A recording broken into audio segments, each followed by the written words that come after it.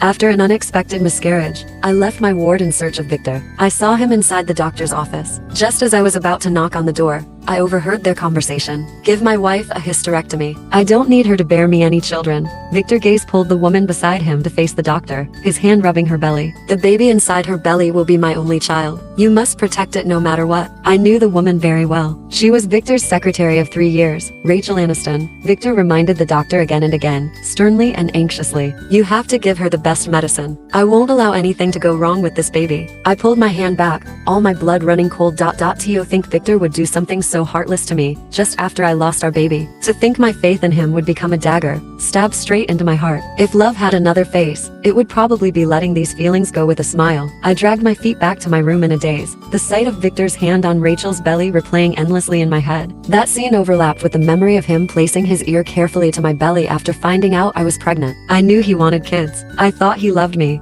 Now, his love felt so fake and cheap. Every nurse on this floor looked at me with envy. I've never seen a man book the entire Obgyn department for his wife before. He even hired 12 nurses to watch her 24/7. You should have seen how hard he wept when he found out about the miscarriage. If I had not witnessed that scene at the doctor's office, I would have felt like the happiest woman in the world. Now, their words were simply ironic to my ears. When I was about to reach my room, I saw a basket of fruit flying through the door. The fruit smashed into rotten puddles on the floor. With all of you watching over her, how could you lose sight of her? What do I pay you for, you idiots? It was my second time seeing Victor get upset over me. The first time was when I had a fever that would not break even after a night at the hospital. Back then, Victor seemed angry enough to beat up every doctor in the ward. He even yelled that he would take down the entire hospital if they could not cure me. I watched as he paced the room, ignoring the stains on his trousers, despite his need for neatness. This time, however, I was not moved in the slightest. Victor, I just went to the washroom, I said calmly. As soon as he heard my voice, he turned around and walked up to me, helping me back into bed. Nina,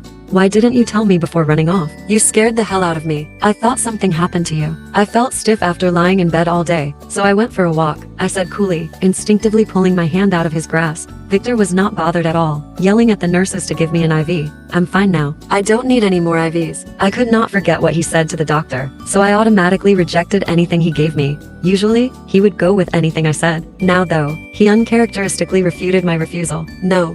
You'll get better within 4. Once you heal up, we can have another baby. See? He knew I really wanted a baby. I abruptly pulled my hand back and kicked him away from the bed. No means no. What part of no do you not understand? Victor caught his footing before he fell, his gentle expression turning livid. I lay down and covered my head in the blankets. I thought I could escape by refusing the drip, but I somehow still lost consciousness, my mind fading to black. When I next woke up, 3 days had passed. I knew the worst had happened, but I still prayed for a miracle. After hesitating for a long time, I pulled up my shirt. The bright red sutures on my stomach proved that it was too late. I stared at the ceiling helplessly, all the strength gone from my body. Victor walked into my room and tucked me in tenderly when he saw I was awake. You passed out that day, and the doctor diagnosed you with choriocarcinoma. They had no choice but to give you a hysterectomy. He even showed me the signed medical reports. If I had not overheard that conversation, I would have believed him wholeheartedly. I rubbed the scar through my shirt. That surgery had robbed me of my uterus and my heart. It was all because Victor betrayed me. I hated him with every fiber of my being. He wiped the tears flowing down my face gently and soothed me. I know you really wanted kids, Nina. We still have plenty of time. Once you recover,